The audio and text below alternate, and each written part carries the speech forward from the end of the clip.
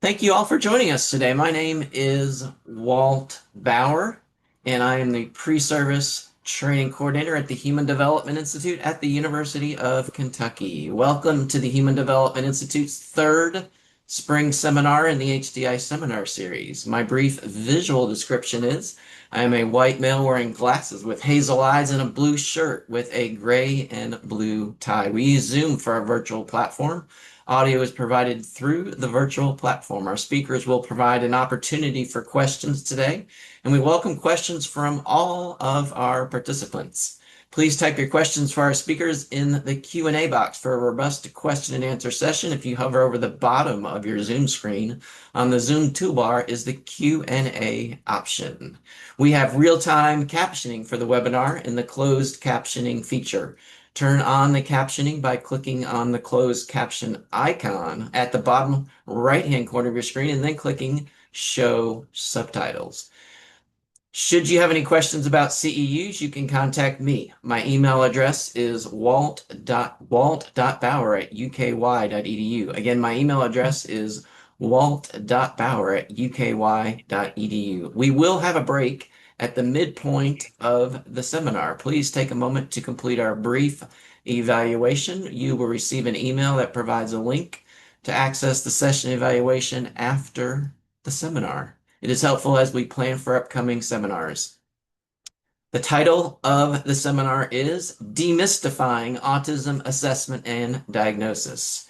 It is a pleasure to introduce our presenters today. Our presenters are Dr. Myra Beth Bundy, licensed psychologist, licensed and board certified behavior analyst, professor of psychology at Eastern Kentucky University. We also have Dr. Marissa Toomey, Assistant Professor of Pediatrics in the Department of Pediatrics in the University of Kentucky's College of Medicine. We have Dr. Scott Tomczyk with us today. Dr. Tomczyk is Professor of Pediatrics in the Department of Pediatrics in the Division of Developmental Behavioral Pediatrics at the University of Louisville School of Medicine. I'm now going to turn it over to Dr. Tomczyk to get us started. Dr. Tomczyk. Perfect. Let's share sound, share the screen, and you can let me know if everything is visible. It's visible. Love it. I want to be sure I'm showing my video panel here. And I'm going to shut down my email so it quits dinging for you all. So we are happy that you are with us today. Thanks for joining us. We have a lot of information to cover. Dr. Bauer, you may need to nudge us a little bit close to that 2 o'clock window for our break, because the three of us get on a little bit of a roll sometimes and need someone to put the brakes on. So we'll leave that job up to you this afternoon. So our goals for this afternoon, we really want at the end you to have some understanding of some of the current barriers that are associated with timely access to ASD diagnostic assessment. And we're going to frame that as setting the stage for our talk this afternoon. We're also going to discuss some differences between screening and diagnostic assessment that we think are important. We're going to focus on 3 primary pathways for diagnostic assessment, and then in closing, identify some available resources, some that we've really developed here in Kentucky, some that we have been directed to by the autistic community as beneficial and helpful. So we will end with that today. Objectives and summary should have been sent to you as part of your registration or made available. So we're going to jump right in. We're going to start with just that, with setting the stage, why we're here and why we think that's important. We really want to highlight that early to diagnosis really affords the opportunity for more support opportunities. And also, quite frankly, the possibility of a more accurate diagnosis. We're gonna spend some time today talking about the challenges of diagnostic assessment, not with just how it's done and the tools we use and the people who do it, but sometimes it's challenging in older individuals because we're having to recall development from early on. You know, what was Johnny like? What was Susie like? How did she? And so getting that diagnostic assessment completed, getting that developmental history in real time when children are younger, oftentimes can yield to the opportunity for a more accurate diagnosis. If we focus on those support opportunities, we have greater uh, ability to frame some interventions, family supports that are the goal for the family around core social communication and engagement, associated adaptive skill, adaptive participation, getting some supports to be sure that individuals can participate in the goals that they self-determine are important to them. We have greater opportunity for fully integrated classroom placements. And so earlier diagnosis can lead to all of these opportunities. And if we look at a public health perspective, it can also mean that potentially we're going to promote, that optimal independence, that we're going to reduce considerable lifetime costs and service utilization. So from a public health perspective, early diagnosis really supports those frames as well. So I have let's hop back to that last one for a second. Um, because I can't remember what it says. Okay. This was let's see, maybe number 5. This no the 3 yellow circles. I remember those because I made those. You can see just how advanced my technology is. But my ideas about moving from noticing something that may be a little different about a child's development to try to get effective supports would be, first, you notice something might be different, and probably the parent or caregiver is going to say, well, let's look at little Scott. I don't know. Should he have more words than he has now? It seems like his brother was talking earlier. And then hopefully we eventually end up with the best descriptive diagnosis that we can so that we can put the best supports in place. Let's see what I've got on the next slide. I got even fancier with my graphics on this next one. And again, this is as good as it gets for me. So we've got our noticing, discussing kinds of concerns. So who do we talk about those things with? And maybe y'all have some other ideas. Put it in the chat. I say you talk to your parenting partner, and maybe family and friends. And then hopefully you talk to your pediatrician, right? Your primary medical care person for your child. And some of those are going to say, oh, it's fine. Scott's a boy. They talk later. He'll come along. There's a lot of variability in when kids learn to talk. True. Or someone might say, I don't know. There's something unique about the way he's presenting. Maybe we do need to look into this more. And then I think coming next is my piece de resistance. Here we go. So we're noticing, we're discussing, we're hoping eventually for an accurate diagnosis. We have our parenting partner, we have friends, we have our mothers for many cases, the child's grandmother, I think seriously is a significant role player in trying to figure out whether this development should be left alone or whether additional supports are needed. And we hope that the pediatrician is a major player here, has a lot of experience and gives good advice, right? The advice can vary. And then in these days, let's face it, we have social media, don't y'all think, influencing us? Maybe TikTok should be huge there. Hopefully, we're looking at an AAP site, right? Hopefully, we're looking to see what do pediatricians say about what language development should look like in a child my child's age. Um, who here, I don't know if I can see everybody, who has Dr. Googled? Give me a thumbs up if you've ever Dr. Googled a condition that you thought maybe you had or a medical concern that you had. Yeah, let's just fill the screen with thumbs up. Because before you quote bother someone else about it, right, you may try to look up whatever is going on. So when should, Scott is 2, when should a 2-year-old talk? How many words should a 2-year-old have? It's what we're going to do because we're able to do that these days. Um, and then sometimes we get accurate information that points us in a positive direction. And sometimes we can get TikTok. Sometimes we can get inaccurate information that may confuse us and could even lead us to overpathologize a pretty typical range of developmental behaviors.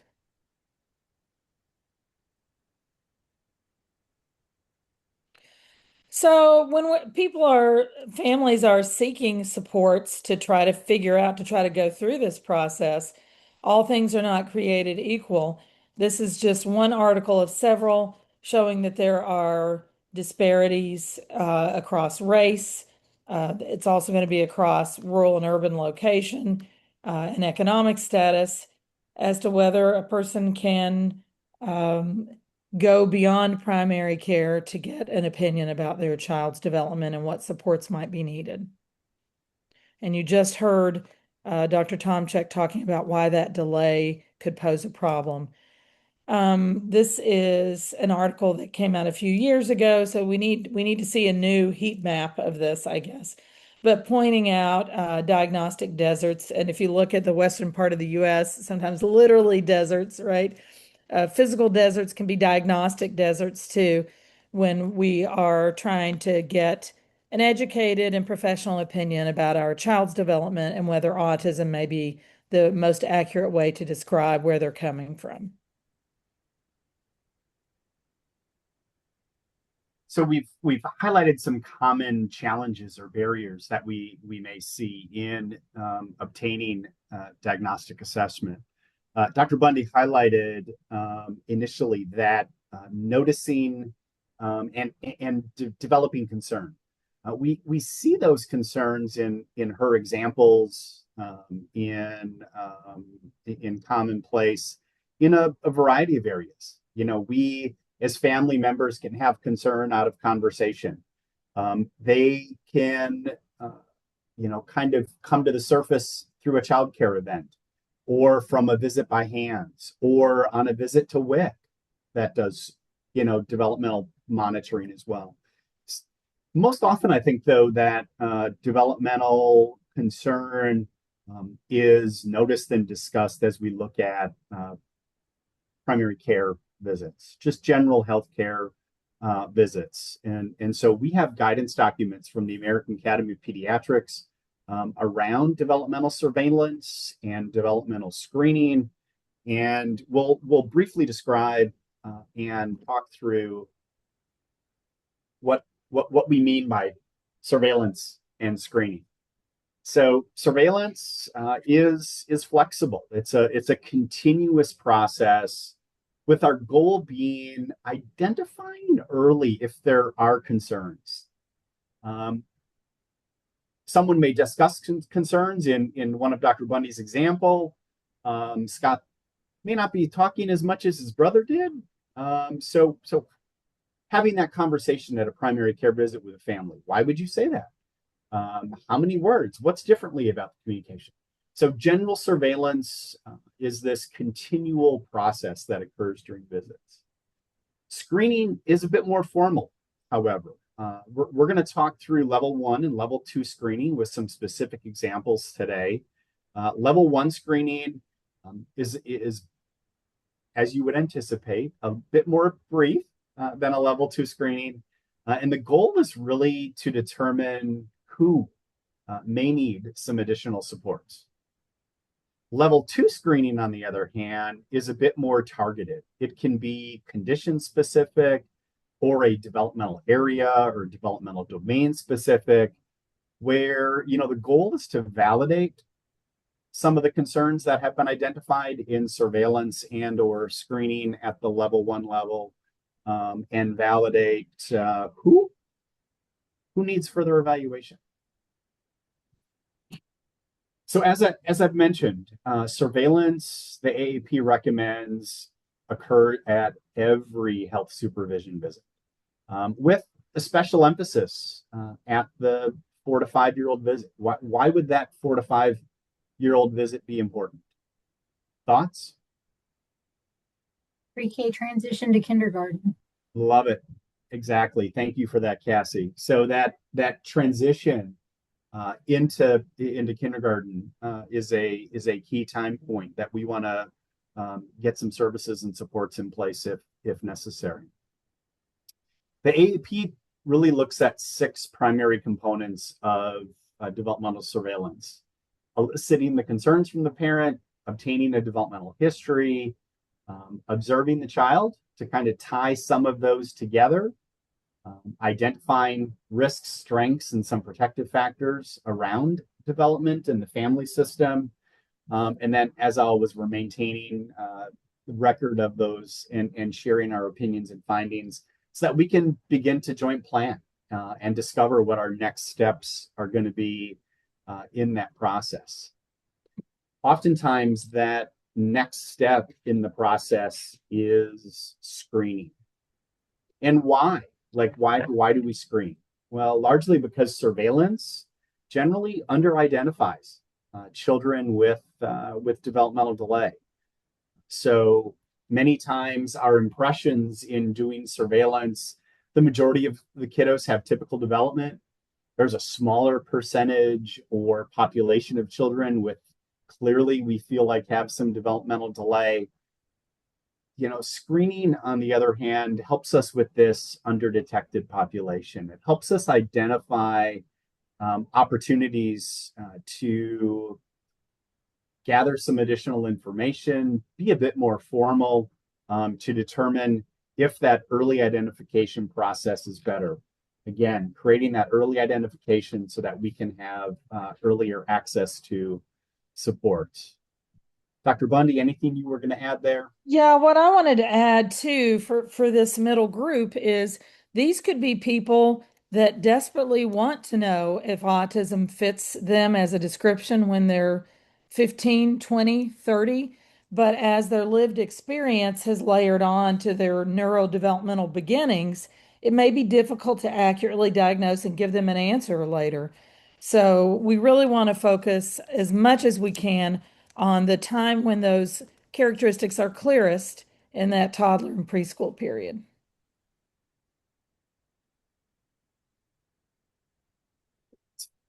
We're not going to spend a ton of time here digesting the algorithm from the AAP.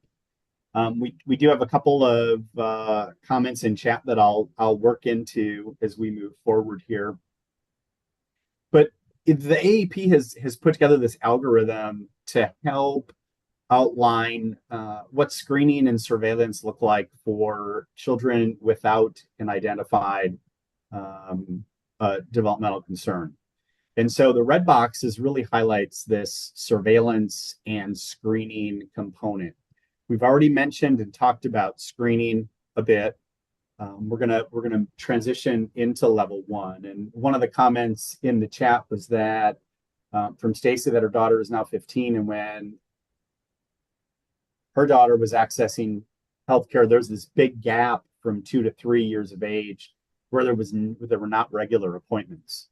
And those are the most crucial years. And so if we look at when the AAP is recommending our screening to determine is delay present or not at this level 1 level to supplement surveillance.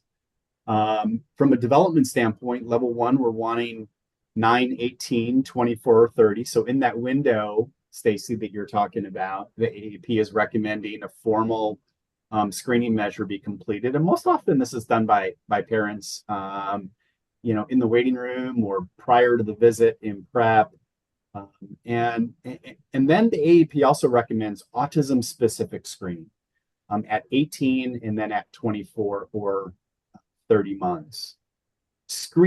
Conducting screening this way really allows for primary care physicians, healthcare providers to collaborate with parents, to monitor development really longitudinally in an ongoing process, to describe the development and discuss any areas of concern that families may have and or the provider themselves have.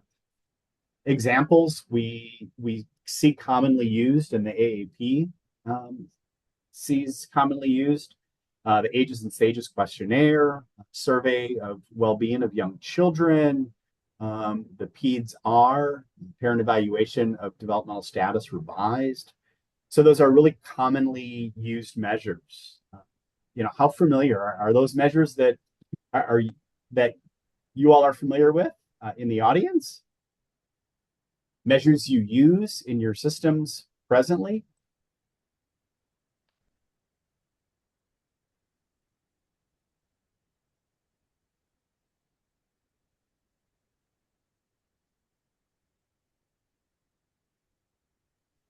I was saying I've always heard of the ages and stages, but the others were new and interesting to me. Jennifer Washburn uses ASQ also. I think the ASQ is used quite heavily here in Kentucky.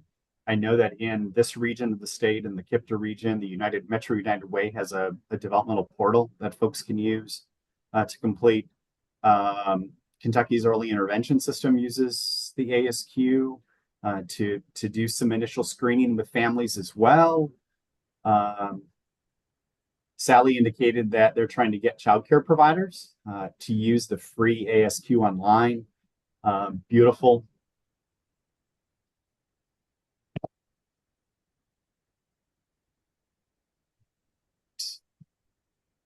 So from a level 2 screening standpoint, again, more targeted. We're going to talk about autism specific level 2 screening down the road here in a bit. But if we're looking at developmental screening, typically it's around a specific domain or area. So as an example, for a child who has some early social communication development, we have sometimes the luxury of having a speech pathologist available to us or a communication specialist. So a communication symbolic behavior scales developmental profile, CSBSDP, may be used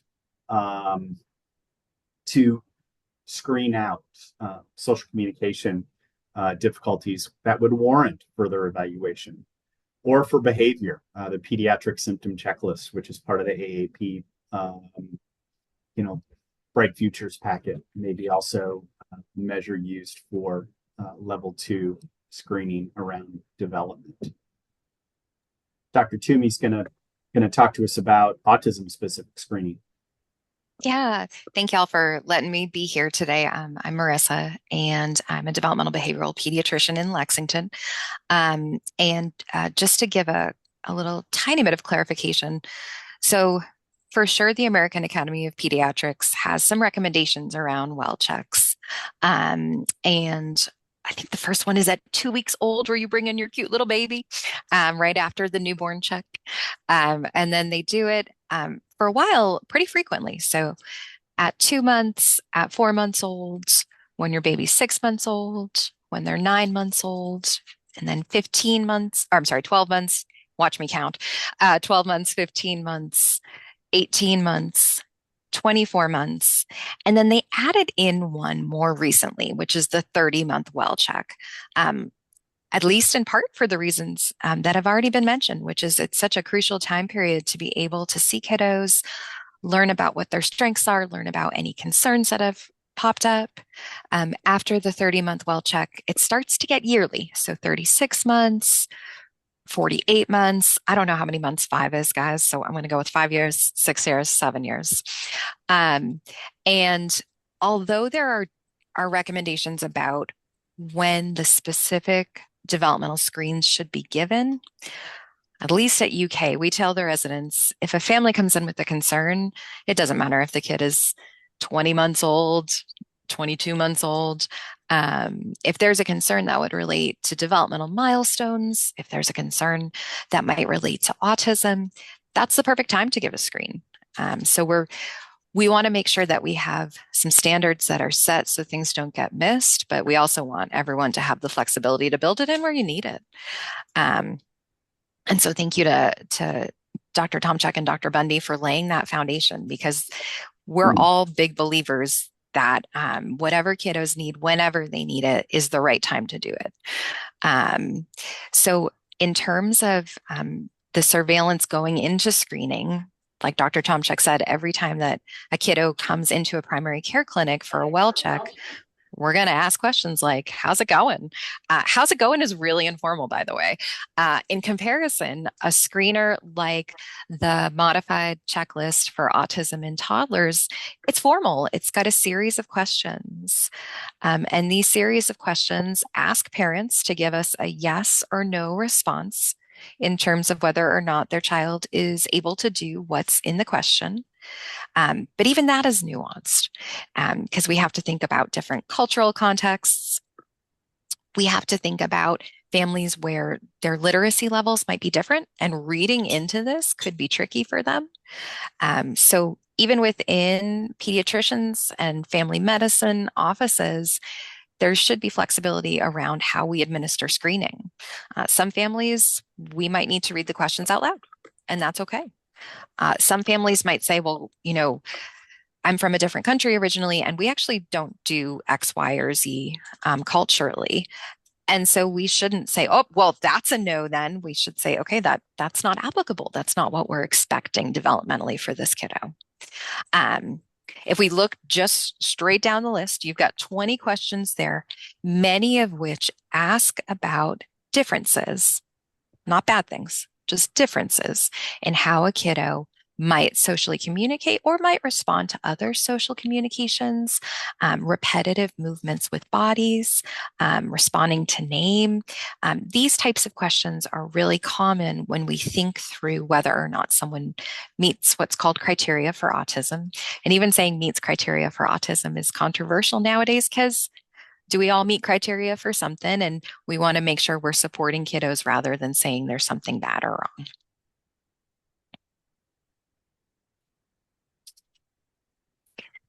But since I am on the medical side of things, we got to have our numbers, as y'all might know.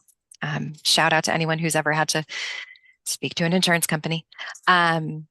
So our numbers for the MCHAT are designed to look at the likelihood that based on the responses, which again, presumes that the responses are an accurate reflection of what the kiddo is doing. Sometimes that's tricky, but presuming the responses are accurate, a kiddo who has 2 points or fewer of concern, that would suggest the kiddo is not likely to be autistic.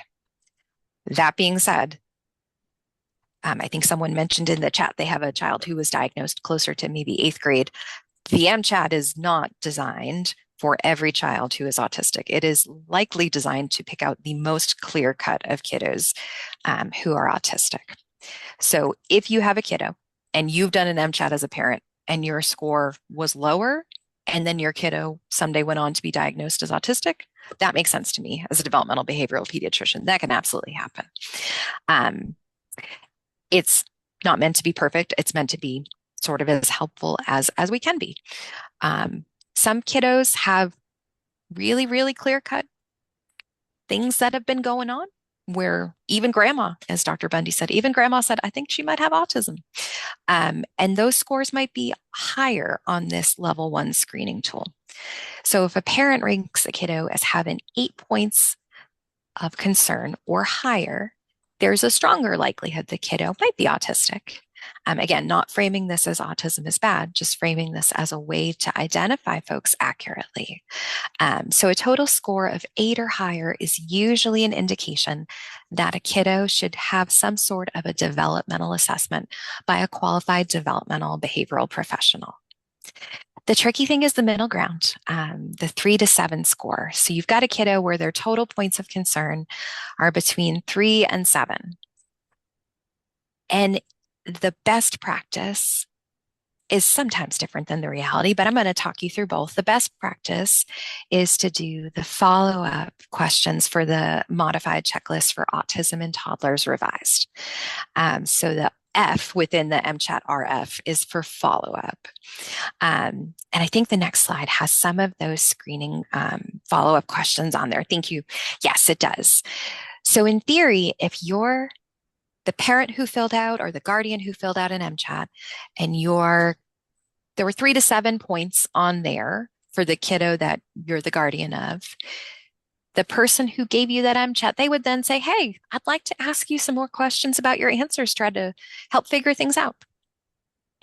So if you said, nope, my kiddo doesn't point with one finger if they need something or they need help, then the person who's given you this level 1 screener could be a pediatrician, nurse practitioner, physician assistant, family medicine provider.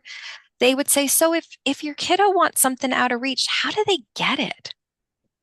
And you might say, well, they do this thing like this. It's almost like a point, but they're not quite there. And we might count that as, oh, okay, they do let you know that they need something that's out of reach. If you said, they don't have a way to get it, so then they just go off by themselves, we might say, okay, they don't have a way to let you know that they need something out of reach. That helps us clarify what the question is really getting at here in terms of social communication strategies. Now, I'm in a presentation that's only 2 hours, and I think I took 8 minutes just to explain the one question. So in a primary care office, the concern is this sometimes takes time. Is there anyone who works in an insurance company on this video? Because if so, please feel free to raise your hand and tell me to stop talking. But I got to talk about reality sometimes. And the reality is, those of us who go into taking care of kiddos in a medical capacity want to be able to have all the time needed. Sometimes there are things called metrics in healthcare, which say, here's the number of patients per hour you should see. Sometimes going in depth with questions and metrics are not peanut butter and jelly together, if that makes sense. Try not to say anything too controversial. And so we do the best we can with the time we have. But the MChat is designed, as Dr. Tomczyk really nicely said, it is designed to try to identify anyone where early identification can help support that individual to be their best self, their most independent self someday, hopefully their happiest self. It's not meant to be perfect. And it's okay. I think the next couple slides are just further examples of how, no, they're not. That's a pleasant surprise. I thought I had more slides. Thank goodness. Okay. You don't have to watch me read out questions out loud to you. Instead, we get to talk about what a level 2 screener is. And this is actually really, really a hot topic within pediatrics right now. It's a hot topic in the state of Kentucky right now. And I'm so glad that it is, because it is a response to ever increasing wait lists. So it's the idea that a level 1 screener is likely a form that parents or guardians are filling out. But a level 2 screener means the clinician is interacting directly with the kiddo for the most part. The social communication questionnaire is a really nice form that parents or guardians can fill out. The STAT and the Rita T, those are the bookends, if you will, of the slide. Those are directly interactive with children. And the power of getting down there and playing and getting to see what kiddos can do and getting to see what maybe they're not able to do yet, or maybe it's not going to be part of their developmental toolkit and they're going to learn things in a different way. Getting to see that firsthand is amazing. I don't want to spoil anything that Dr. Bundy has planned for us later in this talk, but if I can lay out a very pleasant surprise, she has, is it okay if I say this? Some videos. I love videos. And one of the videos she has is actually the telehealth version of a current level 2 screener. And it is something that our primary care pediatricians that work with me, they're doing in my clinic right now. So they're coming in, families of kiddos where there's a clear cut, hey, I think my kiddo's autistic. And the pediatrician is spending 10 minutes with the kiddo doing a level 2 screener, playing with the kiddo, interacting directly with them, in addition to asking parents and guardians what all they've noticed. Our hope, I think, within the field of developmental behavioral pediatrics is that some of these level 2 screeners can be used in a really positive way to decrease wait lists with the best of intentions, meaning the earliest identification, the earliest way to gain access to developmental therapies for kiddos where no one really has a question about, is autism a possibility or not? Um, and I'm happy for us to go to the next slide. So sometimes people say, oh, you do screening. And I say, well, technically, no, but I love screening. And so one of the common questions I get asked is, what do you do? Which in general, I get asked by everyone within medicine, but it's okay. So I just wanted to kind of demystify really briefly when I say screening and when I say diagnostic evaluation, what do those two things mean? In general, I think of screening and I apologize. I always bring my own biases to things, right? So I'm coming from the medical side of things. I don't want to speak for everyone who exists here in Kentucky. For sure, on the medical side of things, I think about screening as, can we identify the likelihood that someone should be getting assessed for something? Like, is this a good likelihood? In particular, I think about level 1 screeners that way, forms that families fill out. When I think about diagnostic, I think about, hey, this kiddo seems to have X or Y or Z. We've done our screening. Want to go ahead and see if that's what's going on. You can think about this outside the world of autism. You could think about a kiddo who came to your clinic and or to who you know in the community, and they drink like 7 gallons of milk a day and they're extraordinarily pale. Their primary care provider might screen their hemoglobin, might check to see what their blood level is. If it's low, then they might do a diagnostic evaluation where they draw some blood to look at their iron levels. It's kind of the same thing with autism. We do the modified checklist for autism in toddlers, revised form. And if the kiddo has 8 or more questions that seem like they might go along with autism, we think about getting them really assessed, diving down deep, finding out what they're good at, finding out where there might have been concerns or things that they seem frustrated by that the family wishes they could help them with. And we do longer developmental testing. And when we talk about wait lists, we got to talk about the length of the testing. We get down there and we get down and play for a really long time. I always say if you're doing an autism assessment and you're not sweating by the end of it with a 2-year-old, you're not doing it. So diagnostic means I think this kiddo has X, Y, Z, not because it's bad, but because we want to help figure things out.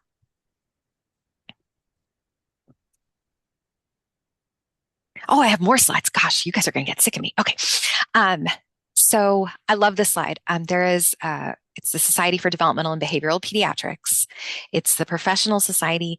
Technically, it's been for developmental behavioral pediatricians, but over the past decade, it's expanded way more. Psychology has a strong presence, social work, occupational therapy, speech therapy, anyone who really cares about kiddos with developmental and behavioral diagnoses. And the current president of it is a DBP who was at one time my boss when I worked in Texas. And he is obsessed with the fact that math cannot be unmathed. And so you might have seen a gentleman walk behind me before getting his lunch. That would be one of our local pediatric cardiologists here in Kentucky, who I may or may not be married to. He just turned around to look at me and like, why am I talking about him? But if we look at the number of, it's okay, honey, we love you. If we look at the number of pediatric cardiologists in the country, and we look at the number of kids that just have what's called congenital heart disease, that not just, but that have a heart condition that they were born with. And we compare the number of pediatric cardiologists that are here in the US to take care of those kids.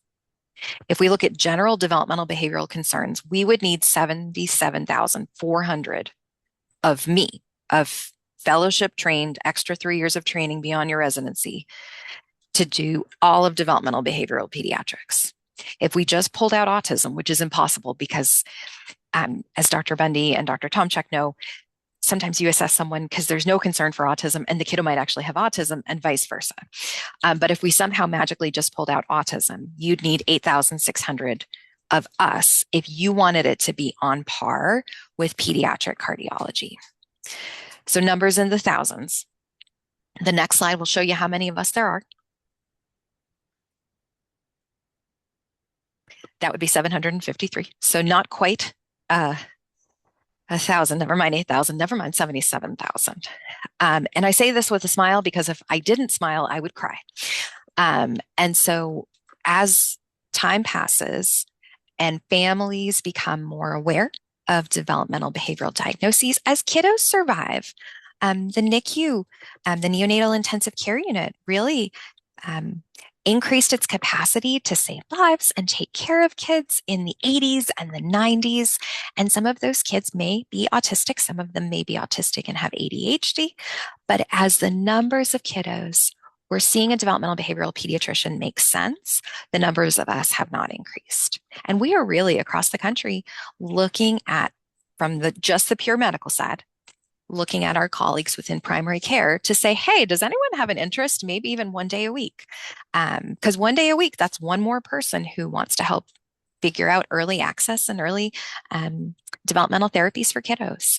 So we are really, really leaning on our partners across the US. And someone is going to ask me, how hard can you lean on everyone? And I'm going to say, man, insurance has some interesting thoughts these days about who can diagnose autism and whose evaluations even I can or can't accept. I recently had an evaluation that was rejected by an insurance company. It turned out they didn't have all my notes, but initially they told me that my 90 minutes of doing the ADOS, scoring it, and talking to a team member who herself did a 180-minute visit with the family, they told us that wasn't long enough. So screening is important. Diagnostic partnerships are important. And unfortunately, just in practicality, there are some barriers that are popping up. Oh, good. And that is you a guys are great, it's going to free say, of and me. that is a great segue into our next segment of our talk today. So we've covered some common barriers to diagnostic assessment, how we oftentimes first become aware of concerns through screening and surveillance, and how we look at autism specific screening. And so when we reach that level of concern that we want to move towards diagnostic assessment, we're gonna highlight three pathways today. So we're going to talk about educational eligibility, and it's an important distinction that we'll make. Part C, under the Individuals with Disability Education Act, so that's state early intervention system. So in Kentucky, it's Kentucky's early intervention system, formally First Steps, KEIS, KEIS. However, most states, I know we have a nationwide audience today, so there are each state has their own name for their early intervention program, but all are coordinated under Part C of the Individuals with Disability Act. So birth to 3 program for children with developmental differences. Eligibility for the program is really state specific.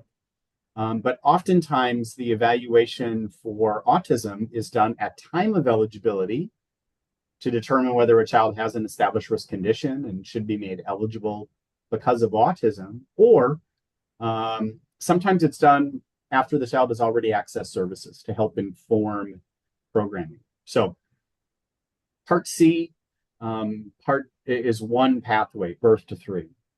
A second pathway Dr. Bundy will talk about is eligibility for Part B. In Part B, so for children in the school system to be eligible for special education, the process in Part B we'll talk through, and then we'll spend a lot of time talking about diagnostic assessment, what it looks like, who can do it, what measures can be used, what does it look like, what are some considerations that we should make. And so the process is similar between Part B, the medical diagnostic piece, as well as even what's done to some degree in Part C.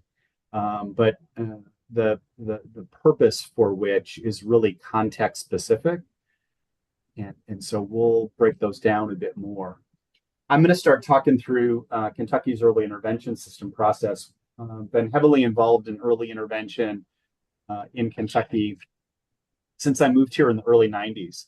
And one of the pieces that we've focused on is determining children who have autism when they're referred to early intervention when humanly possible. We feel like an accurate understanding of a child's full developmental presentation, it's not necessarily just the word, the diagnostic label, the condition. It's the process of getting there that helps understand and inform a development of that individualized family service plan or the contract the system makes with the family to provide ongoing developmental support interventions. There was a period of time in the early to mid 2000s where even though Keys was serving, about 8,000 kids a year, there were 12 with autism. 12. The children were there. We know what the prevalence data says. The diagnosis just hadn't been made. So Kentucky made a really conscious effort to beef up, set some parameters around. We're going to do developmental screening up front because about 30% of the kids referred to Keys were demonstrating typical development. And so they were not getting screened and we're going straight to evaluation, getting a Bailey scale of infant development, or at the time of Battelle. So they were getting this robust 5-area developmental norm referenced test, only to find out that, oh yeah, they're typical and they don't meet eligibility criteria. So KEIS put in place Ages and Stages questionnaire at intake for children who had reached a threshold for getting evaluated for that initial eligibility, received the Bailey scales of infant development and that 5-area norm referenced evaluation, or if screening may not have reached the level, but families were still really concerned. And so again, family choice system, family driven system. And so if families continued to have concern, even though screening didn't warrant that, they could get that initial evaluation. The boxes that you see here in red are the process he's put in place to really address the low number of children in the system identified as autistic.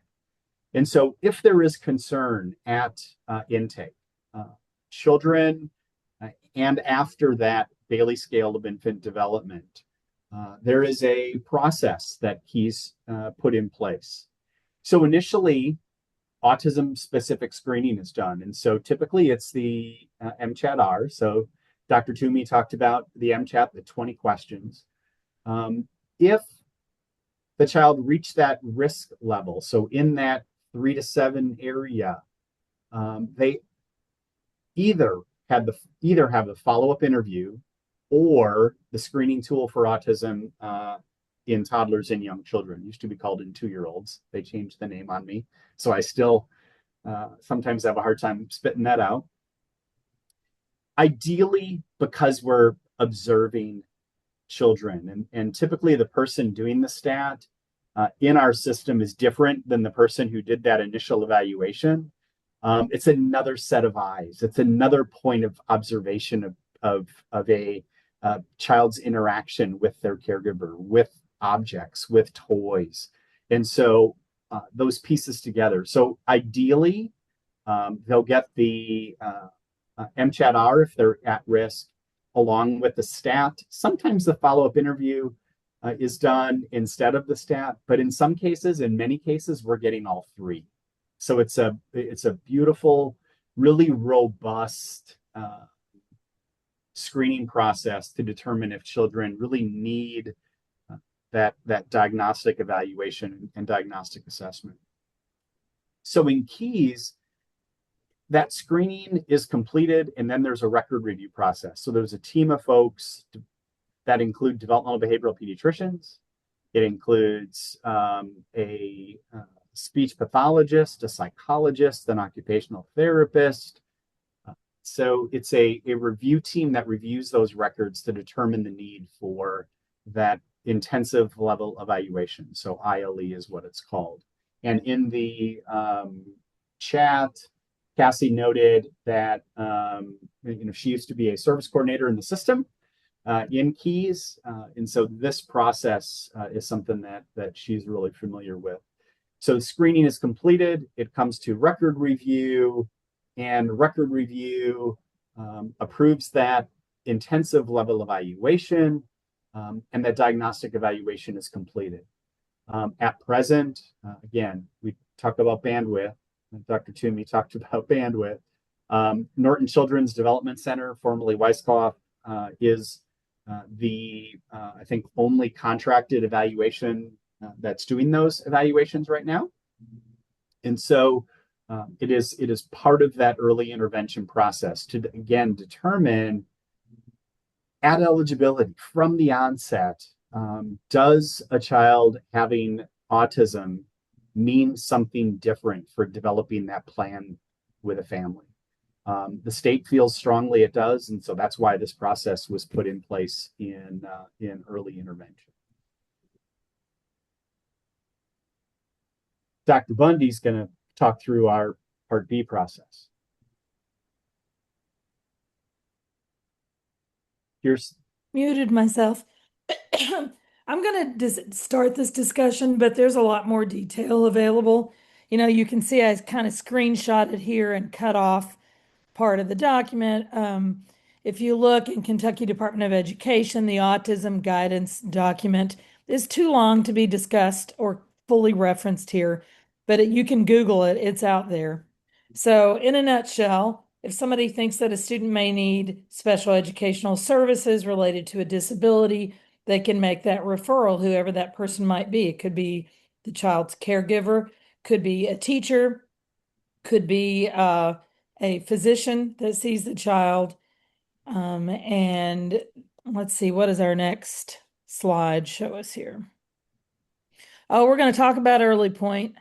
I really want Early Point, and I want someone to give me that for all my birthdays, I guess, for the rest of my life. It would take all my birthdays throughout my life to fund an Early Point device.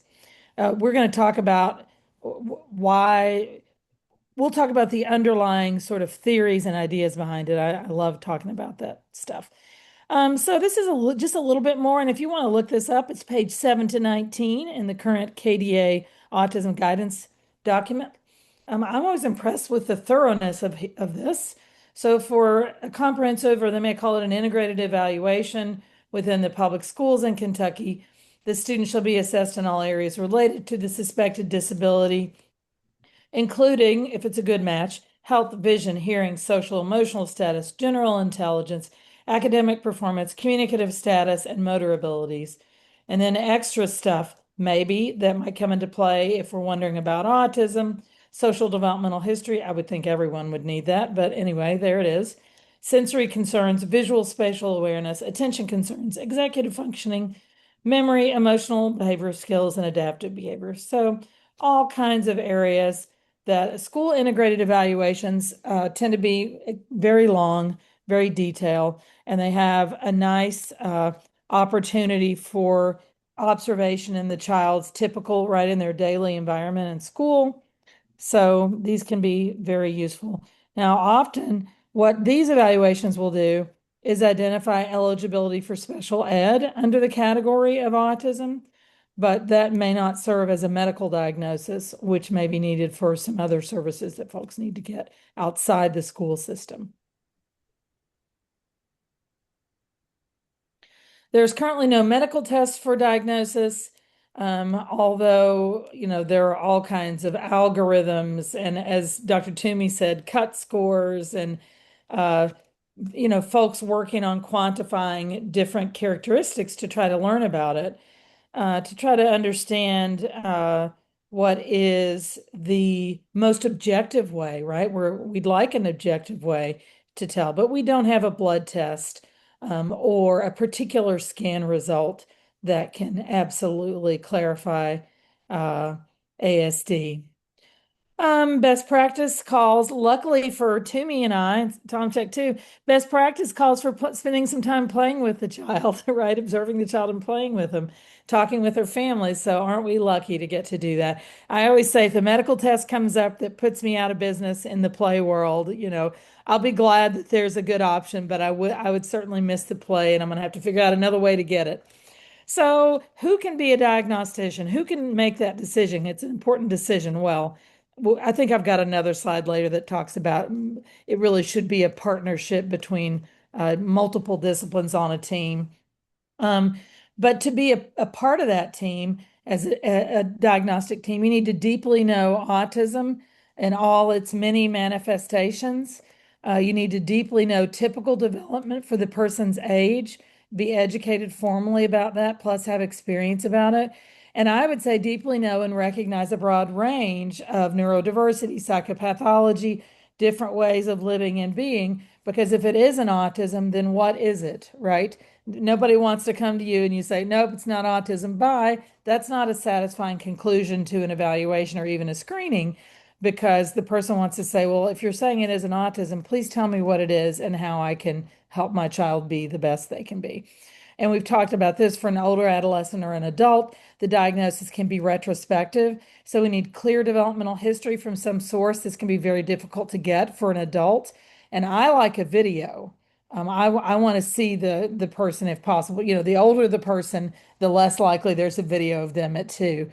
But for some adolescents, believe it or not, on the spot, they can come up with, I don't know if my student Haley Hintz is here, but she's developed a measure that asks caregivers to find a video of their toddler child opening a gift. And you would be surprised at how many people can pull that off. It's a good video to request because they're thinking, okay, birthday, let's take a look in my phone log. And I find sometimes those have been the critical variable in making a diagnostic decision for a teenager because sometimes presentation is just clearer in the toddler years. Now, okay, I'm excited to have this because do you remember earlier, Dr. Toomey said, it's possible that somebody could have a low score on the MChat, but then later find out that autism really is a good way of describing their family member. So that would be a false negative. That would be the MChat missing ASD. And you'd miss an opportunity for early support, maybe some co-occurring effects would have already happened by the time you even knew that autism was an issue. So we want to get, when we're looking at our diagnostic and screening evaluation, we want to get true positives, right? We don't want to miss ASD that's really there. That's a false negative. We don't want to diagnose. I see this in our state as well. We see checklist-based assessments giving a false positive, or maybe people that are inexperienced in deep developmental and autistic characteristics, we get a false positive. So maybe it's somebody that has some other challenge that they're working with in development, but it gets falsely identified as autism. I don't like that just because then we're giving a potentially pathological label to behavior that may be developmentally typical or may be better described by some other description. And then true negatives we want too, right? Person isn't on the autism spectrum and our evaluation or screener says that they aren't. And Sally Ozenoff, sorry I waited one slide too late, but that nice little chart came from Sally Ozenoff, a wonderful talk that I attended of hers last year. Sally Ozenoff and I had the same doctoral internship spot, so we've encountered each other through the years at different conferences. Now she's at the Mind Institute at UC Davis. She's a psychologist. She's been working on autism diagnostic related topics probably for about maybe 35, maybe even 40 years. So Sally would say her talk said there was no difference in developmental behavioral presentation at 6 months, but Ami Klin would say that he has detected subtle, non-layperson visible differences in eye contact as early as 6 months. So we'll let Ozenoff and Klin fight that out. Meanwhile, we'll go on to Dr. Geraldine Bundy. Dawson's incredibly inventive first birthday video Top of the study. hour. She looked at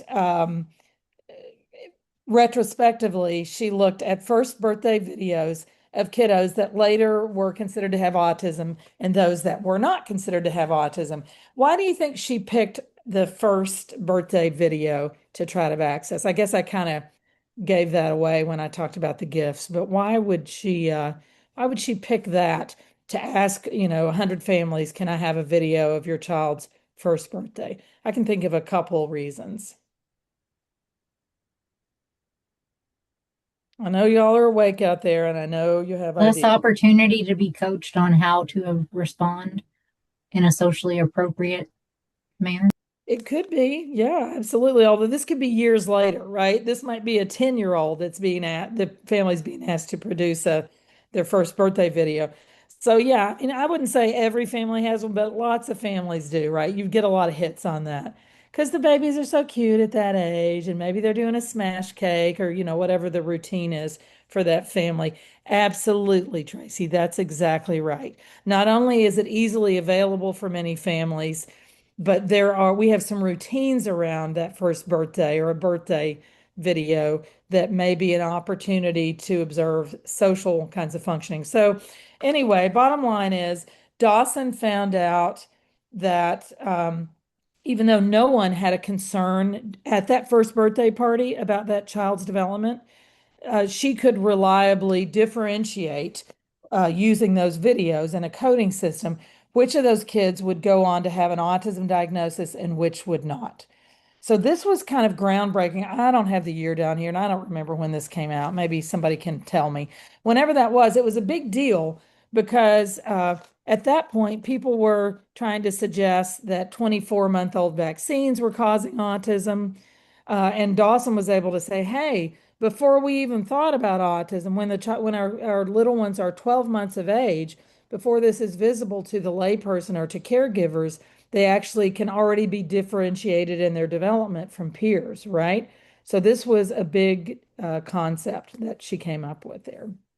Dr. Um, Bundy, Thank you, Toomey. Yes. we have reached the top of the hour, and is this a good opportunity for a break? All right. How long is All our right. break going to be? Let's take a 5-minute break and please come back at 8 minutes after the hour. See y'all soon. Are we going?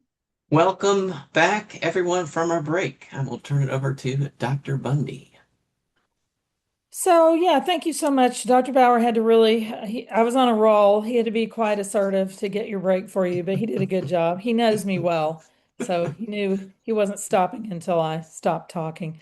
Couple quick things here at the end. Just some early signs, emergence of autism that people might notice is differences in joint attention between 9 and 15 months.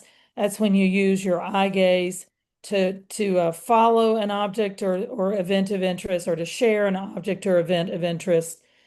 And then reduce vocalization.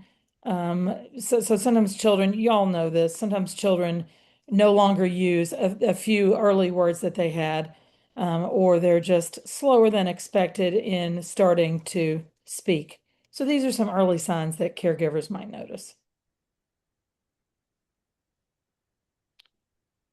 So, what do we do to look at the three core characteristics? Now, the DSM has combined social and communication, but I've been in this field for many previous DSMs. I'm like Dr. Tomczyk. I guess I'll never adjust to the combination. So, in my mind, I still separate it out into three core areas. So, for social differences, we're talking structured and unstructured observation, hanging out with the person, playing with them if they're a kiddo, parent interview, teacher report. I love teacher report. I value teacher report. Honestly, you could make money on this. You could probably charge me, teachers, for the report because your points of view are so useful because you see kids in settings with other children. You're more objective than the grandmother, right, when they're making a report. And you're an expert in child development because you see many children at that similar age range. So you're really good and knowing what is expected and sort of what the typical expected range might be.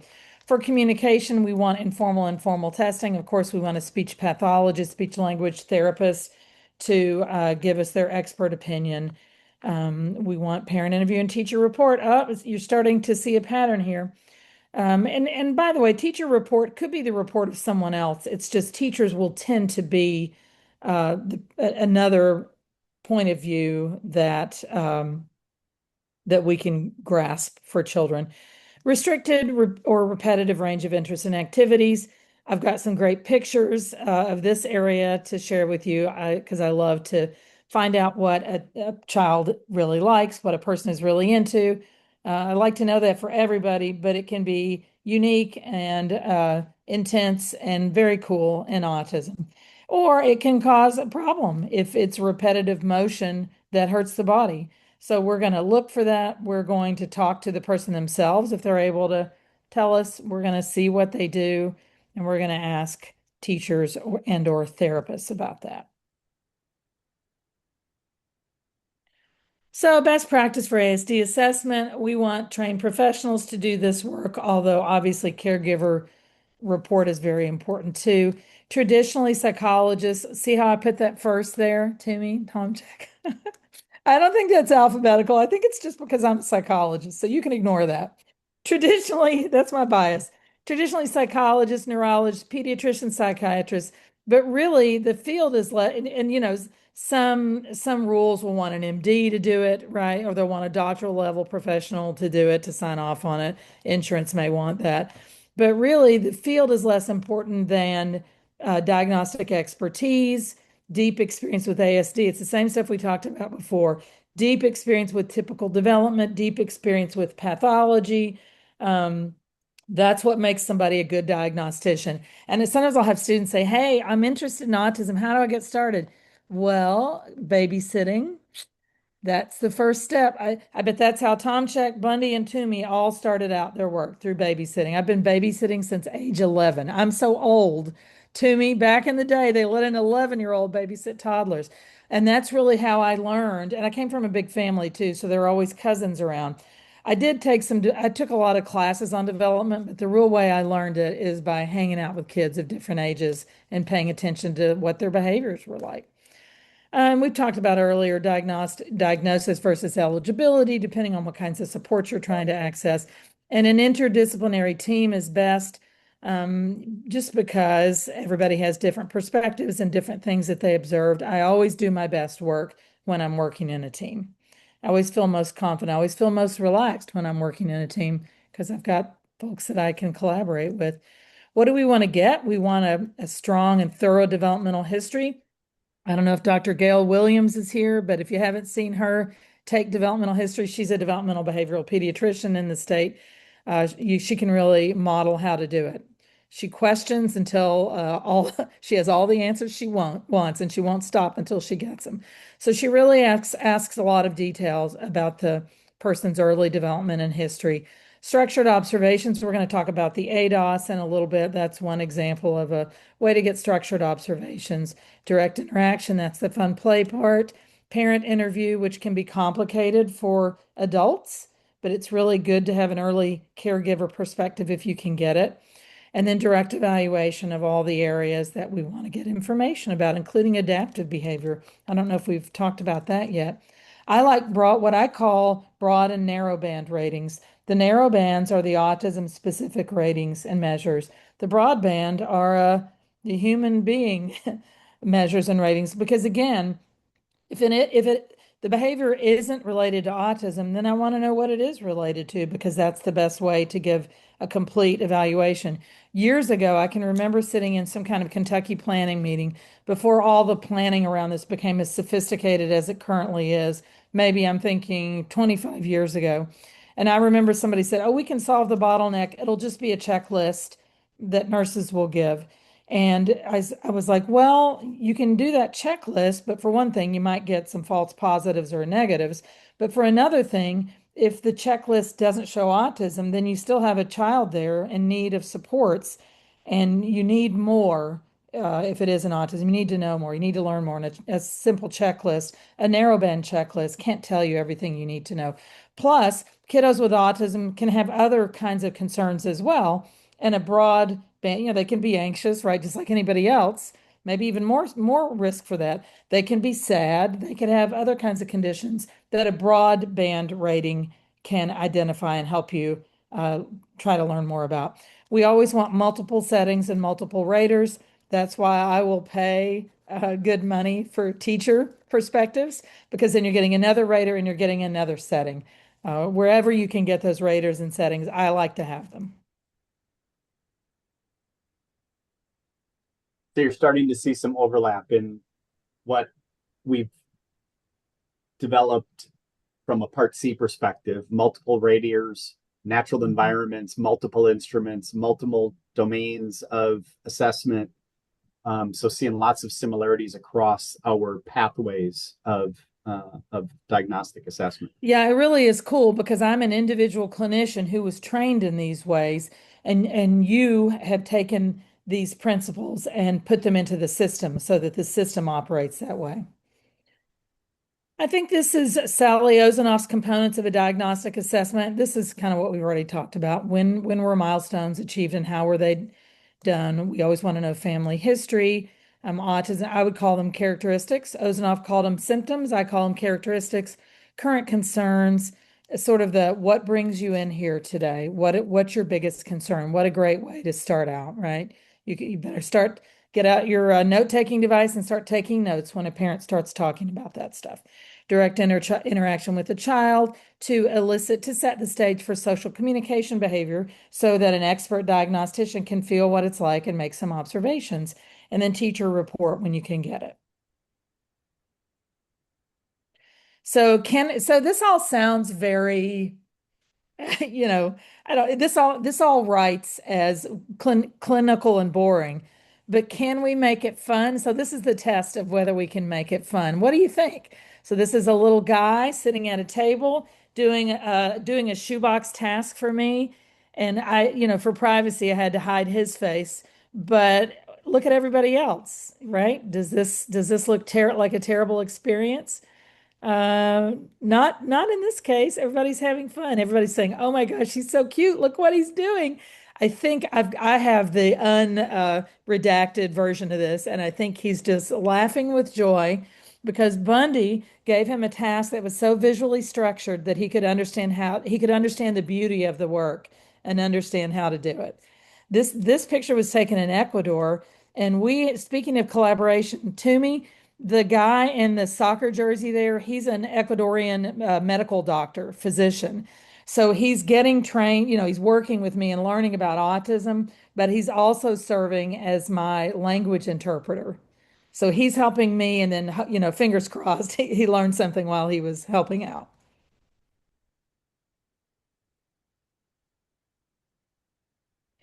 So this is a list, and I have no doubt that the chat will start filling up with other rule outs that people can think of.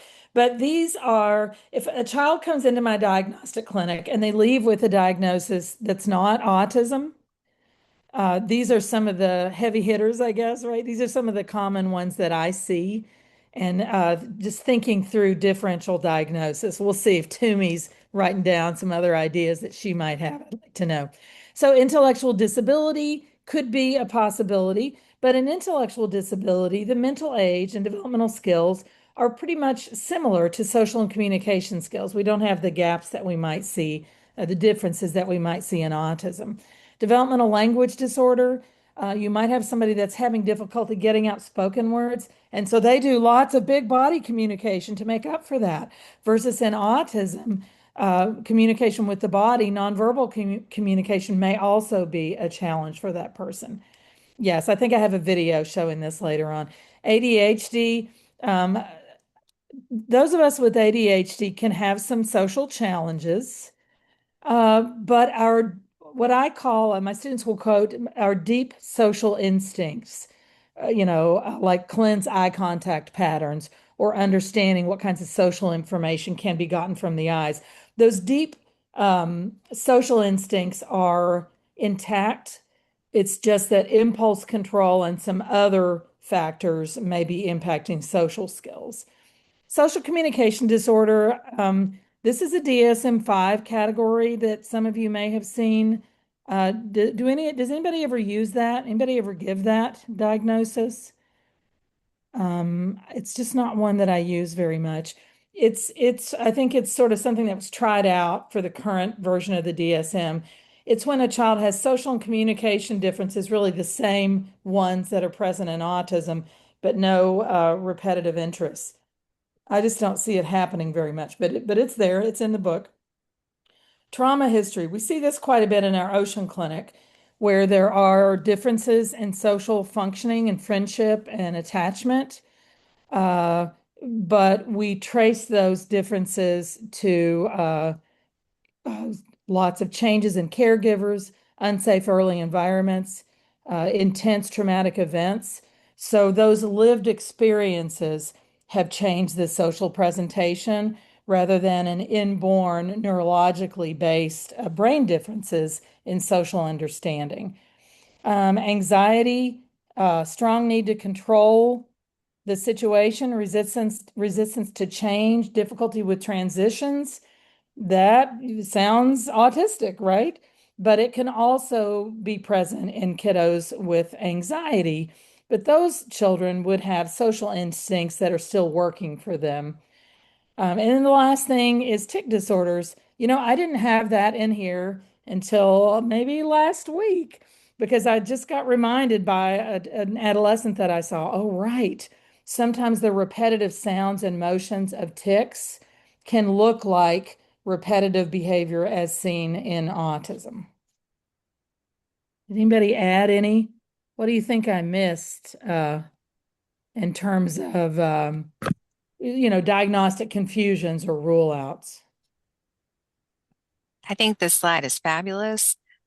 There's only two things I would add, Oh, one of which good. is really, really close to anxiety anyway. So technically, obsessive compulsive disorder has Okay. been pulled out of the anxiety disorder world and Right. into its own category. Right. Um, but if you are internally compulsing or externally compulsing, you might be missing social interactions that are happening around with you, not because you don't have that natural hardwiring, but because your brain is telling you to go check that stove again, or otherwise your family's going to die, kind of Mhm. stuff. Um, and then Good. this is really, really rare, but there are some seizure disorders, very, very rare. Um, Landau-Kleffner is one of them, where you Mhm. suddenly lose your understanding of language and your use of language, and you will suddenly appear to have lost social communication pathways, but it's due to seizures that are pretty intense and often occur at night. Wow. Yeah, so in that case, you wouldn't want to overlook that medical diagnosis. Yeah, so somebody's bringing up hearing, how important it is to check for hearing. Absolutely. And we can go back into we won't, but we could go back into the slides on screening that we looked at, and there should be sensory screenings, right? Hearing screenings on all those. Absolutely. Yeah, so co-occurrence, absolutely. Some of these things could be co-occurring together. We can have global developmental delay and autism in little ones. We can have communication disorder and autism. We can have anxiety and autism, right? We can have any kind of human condition co-occur with autism. And I think there's a also a question here about sensory processing, and I think that if you look at the third category, that restricted pattern of behavior, the sensory piece is now one of the criteria It that's is. used Mhm. in DSM-5, and so it would be considered a common symptom. And sensory processing disorder is a term used by a small, I shouldn't say a small, by a group of individuals. We'll talk a little bit more about a different later in our talk today about how we consider sensory processing to be the potential for just another way to consider neurodiversity. And so we'll cover that a little bit later. Yeah, thanks for all the good ideas. We have a lot to go, and I don't know if we'll get through all of it, but we're going to keep plowing ahead. Just some specific named measures. Social responsiveness scale. I keep forgetting to use this. Ozanoff loves it. I've got a colleague at EKU that really likes it. So the social responsiveness scale, Bundy, try to remember to use it. Social communication questionnaire, I think we already talked about. The ADIR used in a lot of research may not be feasible for clinic use just because of time. However, I do forensic work if I'm on a capital case and autism, and then I know that autism is going to be challenged as a diagnosis, and I want good support for that diagnosis, then I will use the ADIR forensically. So that's just a little side thing from Bundy. I don't recommend the GARS and the ASDS, all these little checklists. They have high false negative rates. They can also have high false positive rates. I always say that those measures will show us that something is different, but sometimes what they're picking up on is not specific to autism. I have a couple of studies, one that I conducted and one that a friend of mine did, if you want to know if you want to read in more details why the GARS is not great to use, email me. I'd be happy to send that study to you.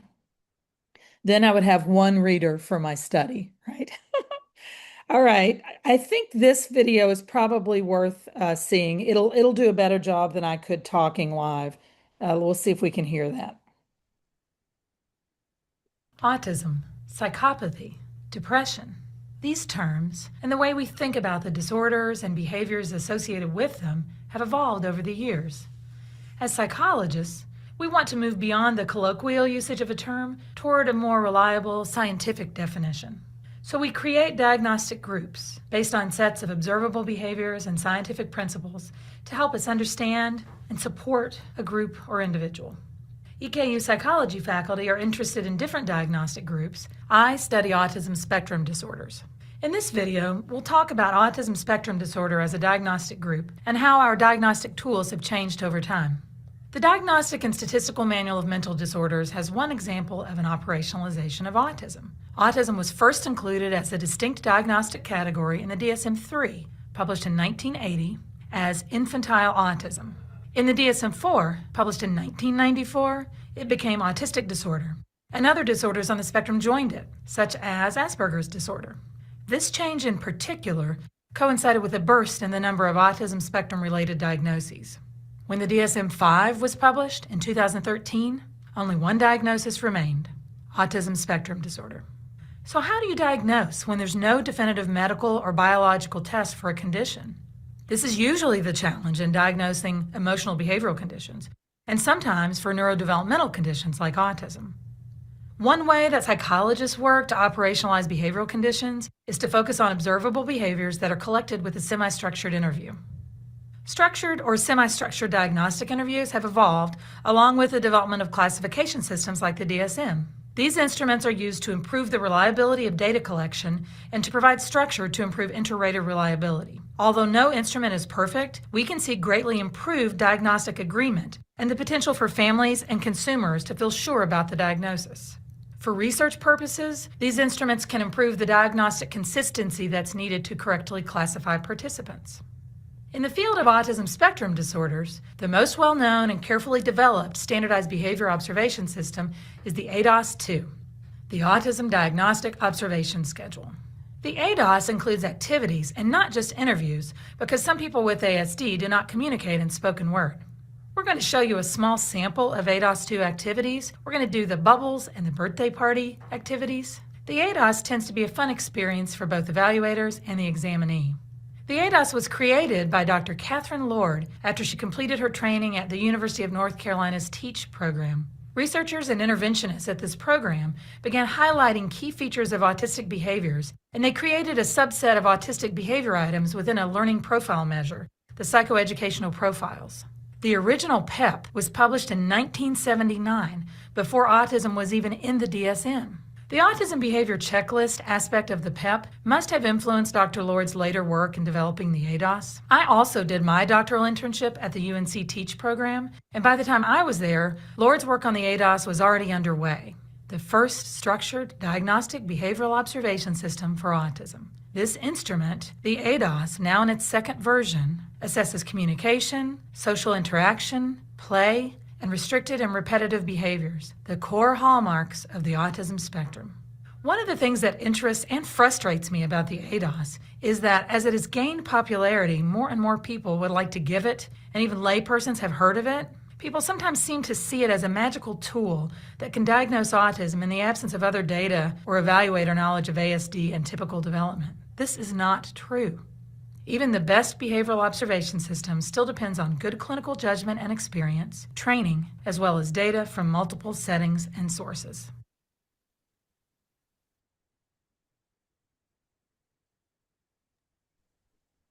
Okay, y'all. I guess it seems like I talked as fast on that video as I talk in real life. I'm sorry, and I know somebody's interpreting this and struggling with all those words. Let's see what else we got. So, what can the ADOS do? Provide a structured format for making ASD-related behavioral observations over time by a knowledgeable examiner. What can it not do? It cannot provide a valid diagnosis if the examiner is inexperienced with how to understand development and ASD. It can't provide the diagnosis that is accurate if autism is not a good fit for the person.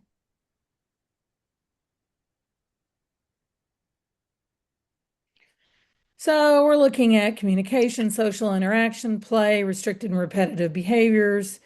There are 4 modules. I think maybe we'll talk about how you pick from those. There's a little toddler module. I get excited when I get to do that because there's a toy bathtub that you give the baby doll a bath in. I really like that.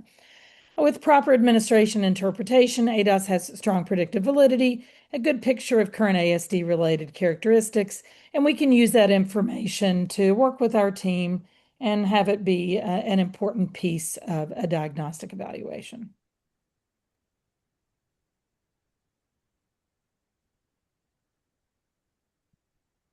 How long do you spend, Marissa, on your ADOS administration? It's like Dr. Bundy is stealing the slides, but you know what? Oh, oops. Yeah, go for it. I like it though, because guess what? I actually didn't babysit when I was a kid. Because we had And you're respite still workers. making up for that all these years We later. had respite workers for my sister. And the first time I gave an ADOS apparently was when I was 3.5. Because if you watch my sister's first birthday video, 3.5-year-old me technically did response to name, which is one of the activities on the ADOS. So I stood there and there's a video of this. I called my sister's name over and over, and she didn't respond to it. Instead, what she was doing is she was spinning the wheels on a toy car, which is not a bad thing, right? Because my sister is probably one of the best people that's ever been born. But she was not relating to the social communication strategies that I was using. And this was back in the 80s. And they said that because I talked so much, she didn't need to talk, which thanks for that, pediatricians back then. So I love the ADOS because a lot of times, I know this is weird, it kind of reminds me of my childhood and stuff that I was doing with my sister. And this is just me as a grown-up getting to play with kiddos the way that I tried to play with my sister back in the day. So it's got a set of toys. They're standardized. I definitely don't go onto Amazon and buy extras when I break the original toys. And the toys that we use are meant to be developmentally fun. We always make sure that whenever we do an ADOS, we give at least 40 minutes. I tell families that I don't really want to start it until the kiddo is comfortable in the room, because part of the experience of having to go to a clinic is just getting used to the sensory experience of the lights and the sounds. I have very recently dimmed the lights in the middle of my ADOS, and I, of course, didn't have on my glasses. So here I am trying to write stuff and I couldn't see. But I want to make sure that I give the time that's needed to get an accurate picture of the kiddo. I have also just this week stopped an ADOS because the little girl almost fell asleep in the middle of it. And she turns out, I elicited this information afterwards. She was recovering from a fever. And I was like, I don't feel like I'm getting an accurate assessment of the child in front of me. And while I realize there's pressure to make a diagnosis, I need to make sure what I'm doing is accurate. So I like 40 to 60 minutes. I tend to take longer in someone who is verbal because I'm a talker. And so I want to find out whatever their thoughts are. We base it on not just age, but also communication levels. And to Dr. Bundy's point, it's extremely important to understand where someone's receptive language, their understanding of language is at, where their expressive language or their communication via maybe words, gestures is at. You never want to take someone who isn't able to verbally communicate and then give them a version of the ADOS where they're supposed to have a conversation with you if they don't have a means to have a conversation. Um, so the toddler module is for kiddos 12 to 30 months old. There's a module 1, which is for kiddos who are at least 31 months old and aren't using what we would call phrased speech. So they're not spontaneously coming up with short sentences to communicate their thoughts and their needs. It does not mean they're bad or wrong. It just means that's where their communication is at. And we want to respect that when we're doing our autism assessment. The higher level modules 2, 3, and 4 all involve some form of assessing what we commonly call pragmatic language or back and forth communication. There's nonverbal social communication cues tied into that. There is the ability to recognize when another person is talking to you. They have different thoughts and different feelings. Still, the goal is to make this fun and not to make the person that you're with feel like you're punishing them by making them sit at a table and ask questions. I did a lot of training in developmental behavioral peds before I went and got ADOS trained. And even now, having done it for a few years, I feel like every time I do it, I still feel like I learned something new. I know what I'm doing, just to be clear, in case anyone's worried that I don't know. I do. But I still feel like my patients teach me things every day too.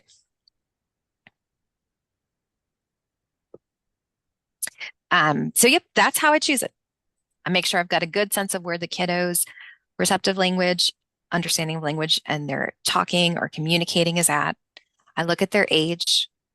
And when in doubt, because this happens, I have kiddos where they're older than 31 months and it sounds like maybe they talk, but I'm not 100% sure. I might find some common activities between module 1 and module 2 and give myself the time to be flexible and start with something that bridges between those two activities.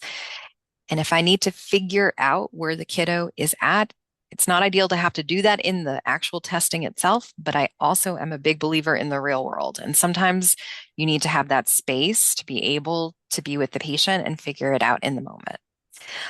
I prefer to err on the side of being overly cautious and not demanding someone produce language for me if they're not able to do so. Agree.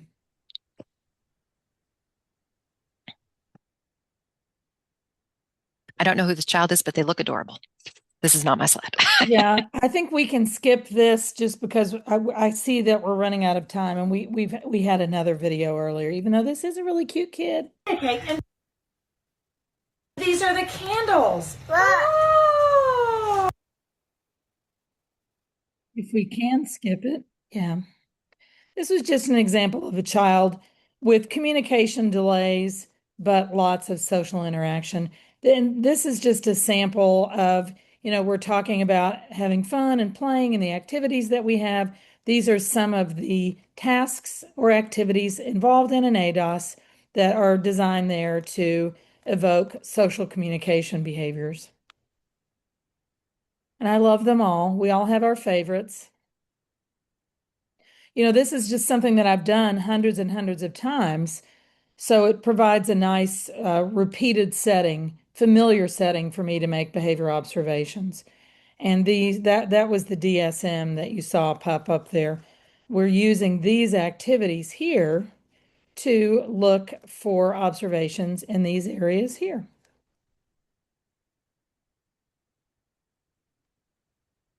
There's that sensory difference that we were talking about. These are quick. These are just some through telehealth examples of autistic repetitive, well, presumably autistic repetitive play that I think are especially cool. Keep going. I love it. This is a great tower that somebody built out of toys. This just reminded me to talk about the emergence of telehealth diagnostic opportunities. I haven't used the Telenita, but I guess it's an up and coming measure. What I have used, what's the year on this? 2023. I have used the tele-ASD peds out of Vanderbilt. That's the next slide here. And you can just see on that next slide what some of the things we're observing here for the tele-ASD peds. You know, it's great to be in person with somebody if you can be, but I was thinking about Marissa saying that her child in particular was ill, but some kids, some young toddlers can be very anxious about a new or different environment and unable to show their typical behaviors. So telehealth can be good if a family can't travel, but telehealth could also be useful for kids that are uncomfortable in a new environment. Oh, thank you. This is just another little cute telehealth. If I see something really cute in a child's play, I'll say, "Hey, can I get a screenshot of that, please?" So this kid, he's not making sandwiches. He's lining this stuff up. He's categorizing them. And maybe I got a couple more of these cute pictures. This is my favorite part of this talk. This one is the best Yeah. because you can see the artistic eye that this kid, not autistic, maybe autistic and artistic. Look at the eyes of the Sesame Street characters. Isn't that neat to see how she lined them up? So this is just her play. She's lining up little bus toys and she's lining up and carefully organizing. So, like Marissa keeps saying over and over, it's not that this is wrong or bad, but this could be autistic play. And Could I be. think you're right. And if you look at how potentially to describe these, words like ritualistic or repetitive behavior don't have to be used. And people are gonna understand. So like looking at documenting your observations, like this little peanut was playing parking lot with their toy cars. How we document, how we describe can also take that strengths perspective. And she has a strong sense of visual pattern and Yeah, can use her story, her favorite storybooks to create a beautiful visual piece. love it. Maybe one more of these Yep. photos. Yeah, look at this. So what I was actually doing here is saying you're all done. Good work. Would you like to pick a little figure? She was like, "Actually, I'd like to create a pattern out of all the figures if you don't mind." Look how cool that was. And I'm not showing her face here, but her face was a very happy one as she got to play with this. Very cool. We mentioned sensory processing earlier, and when we were putting the slides together, as folks typically do, we dump several PowerPoint presentations together, and this slide came from Dr. Bundy, not from my catalog of slides. But because this was one of the studies we did, I was very excited to have it as part of her slide deck. I think sensory processing disorder and sensory processing differences are oftentimes talked about in that light. And so we as a team, because it is a really common referral concern, and are different. What we see from a sensory preference, sensory difference standpoint is very different in autistics, especially when they're young, than others without conditions. We did, however, want to show that there's part of this range of development, and so we had 1,000 kids as part of a standardization sample and compared general population of over 800 kids that are from the general population and may include gifted and talented, other population of children with developmental delay, those with specific conditions like ADHD or autistic. And what we found in this study, again, looking at sensory patterns, there's 4 primary patterns: sensory sensitivity, sensory seeking, bystander or low registration, and sensory avoidance. So those are the primary patterns. What we found is that we had in all 3 of the groups, all as expected, so all in what was considered for this measure a typical range, whereas all Three groups also had four in the much more seeking or much more avoiding. And so these differences can be viewed as preferences, patterns to really support that participation in kind of everyday adaptive activities. And so was really happy to see that doesn't have to be diagnostic, can be help us describe what we're seeing, and help better understand to align those supports for individuals.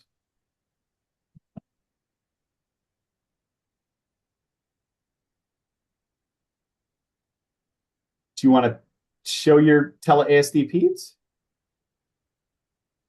You're muted. I'm sorry, Dr. Bundy.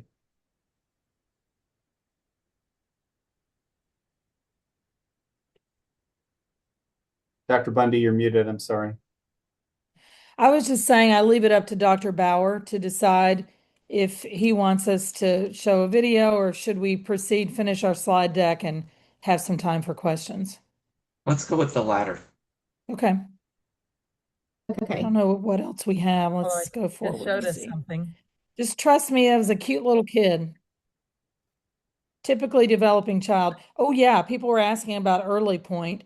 So I think early point comes out of the Omiclin eye contact studies showing differences in eye contact patterns for kids that will be later diagnosed with autism as early as 6 months of life. Is there maybe, Scott, is there another slide as well? Just early point, originally I think was a little booth, and it's evolved to the, like you had to put your head in it, and it's evolved at this point that it's tablet based. And from what I understand, I haven't seen it work. The child watches a video, and if you can believe it, the device can capture eye gaze data, and it can be one part of a diagnostic eval. And I am very eager to see this, read more about it, and really eventually to get my hands on that data.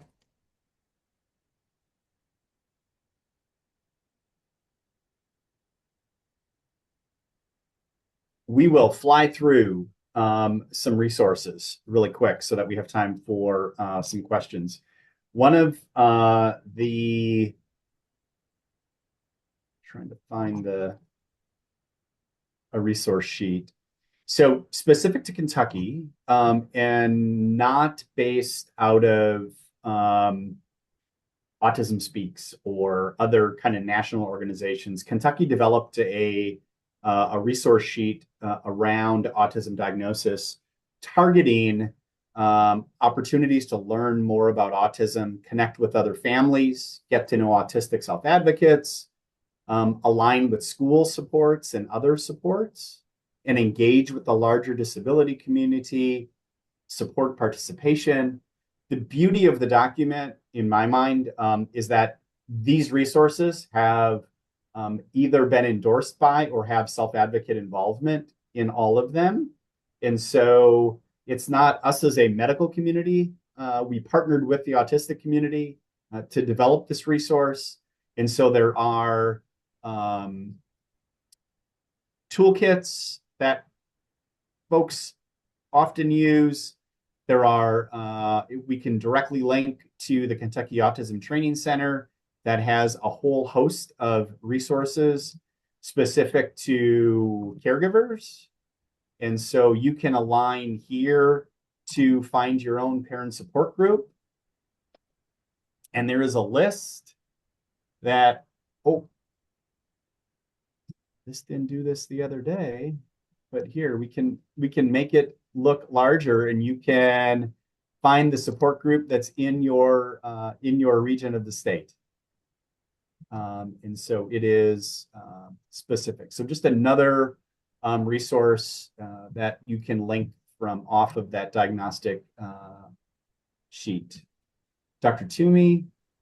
Yeah, super quick. Across the country, I think more and more developmental behavioral pediatrics clinics are starting to have things like waitlist workshops where either social workers or patient navigators are speaking with families about things like early intervention services, preschool assessments through the local school district, talking to their primary care team about outpatient developmental therapies as a way to help make sure that even if waitlists exist, there's still a way for families to communicate with the providers they're getting referred to about available resources.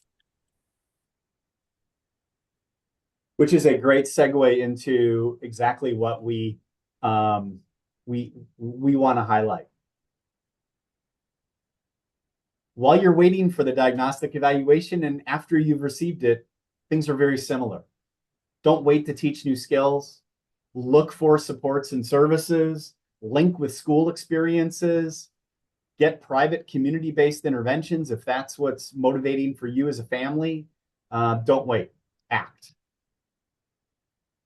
What, from we were going to ask you, what books, what workshops, what podcasts, what parent support groups do you rely on for support and resources?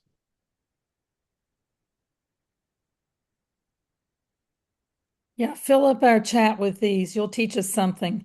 Absolutely. We can look at the next one. These are just a few things that I had that I stuck up on there while y'all are telling us what you like. I like this Rogers and Dawson book to the left if you're a person that likes to read books. I like the No More Meltdowns book. It really doesn't mean that there will be no more meltdowns, but it means you'll be working on them. I think this Handbook to Speech Therapy is really good, not just in autism, but for any parent of a child who's in speech therapy. I really like this. See what the speech therapists say about that. And then I should have some other non-book ideas too. I don't know if anybody's seen this. I thought this was cute. Moms Talk Autism. The Laughing Duck. I love the name. I don't know if you guys have seen this. This is so good. You can tell by the name it's going to be good. Autism in Black, really good. Uh, Set of podcasts that way. So for people that aren't into reading, they can listen.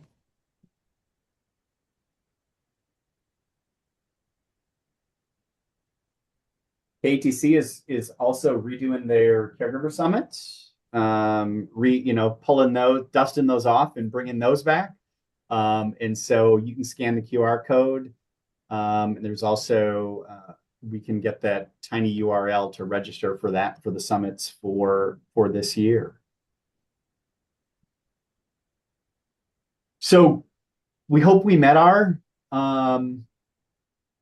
in conclusion, met our objectives today. What we really wanted to highlight is that the goal of early diagnosis is to allow for more support opportunities, not necessarily to get a diagnosis or get a label.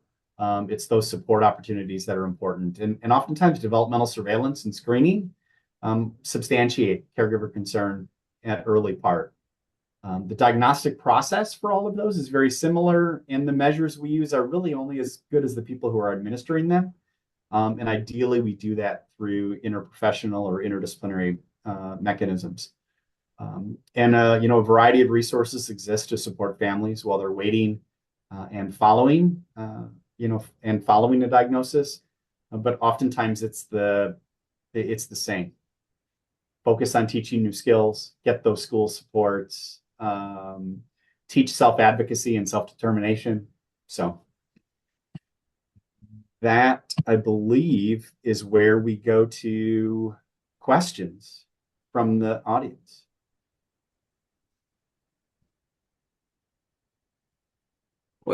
Questions from the audience? You can certainly put your comments or questions in the chat, or you can unmute and ask your question. Y'all have done a great job asking and talking all the way through. So if there's anything left you want to ask about or tell about, we'd love to hear from you. Hi, my name is August Romeo. I'm a LEND trainee at Stony Brook University currently as a self-advocate. I'm autistic myself, and I was just wondering what you guys think that we could do to kind of get more resources into the community for autism.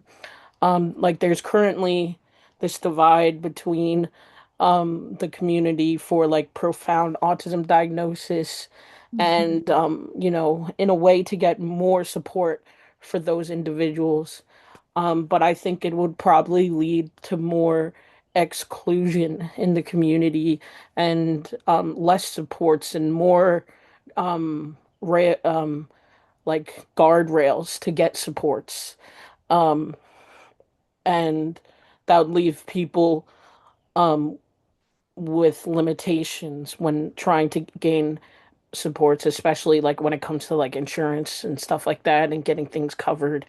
And yeah, so I was just wondering, like, how do you think we could advocate for more resources in the community? Do you think we should like ask legislators?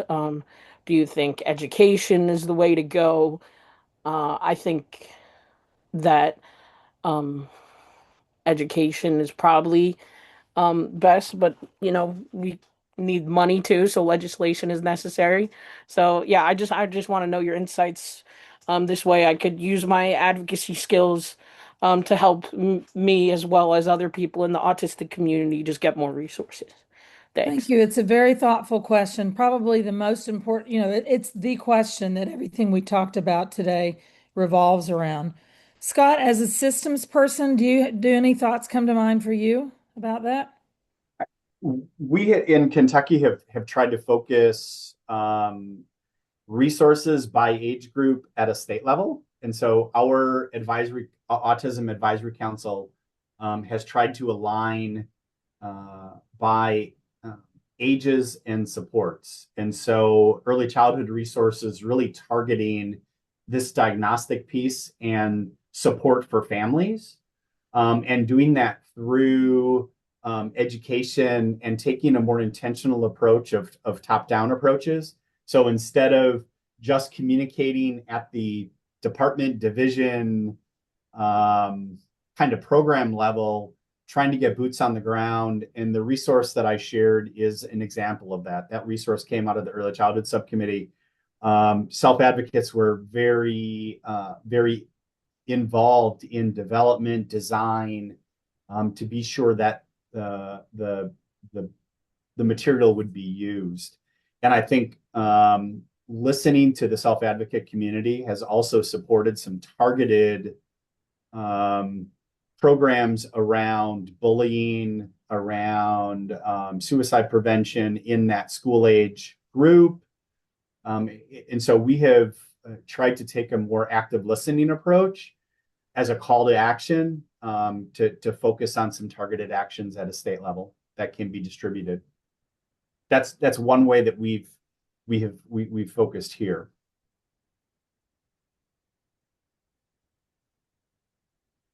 Yeah, I think, you're already doing one of the things that needs to be done, which is showing up to a, potentially boring 3 hour talk, self-identifying as a self-advocate and saying you want to, what your thoughts are, that you want to be involved, you want to be an advocate, right? It's the nothing about us without us. We need to continue to support and encourage autistic participation at all levels. As advertised, this has been great. It's been an honor and a privilege for all of you to join us today. I want to thank our presenters for taking time out of their day to share their experiences with us. We are so grateful for the variety of perspectives which brought richness to the conversation. Thank you for an incredibly informative conversation. Be well and stay safe, everybody. Thank you.